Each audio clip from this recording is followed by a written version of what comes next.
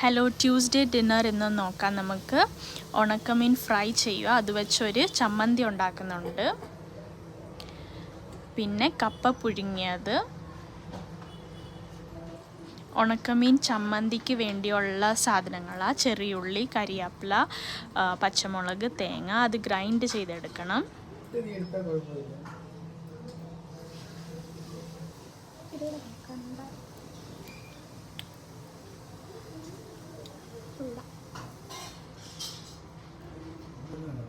ഉണക്കമീനും grind ചെയ്തെടുത്ത് അതെല്ലാം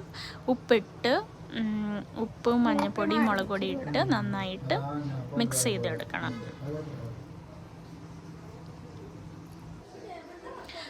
ഇതാണ് ഡിന്നർ. ചോറുണ്ട്, കപ്പ പുഴുങ്ങിയത്, പിന്നെ ഉണക്കമീൻ ചമ്മന്തി, ഉണക്കമീൻ ഫ്രൈ, പിന്നെ കുറച്ച് കൊഞ്ച് തീയൽ, നെയ്മീൻ ഫിഷ് കറി, മോര് കാച്ചിയത്.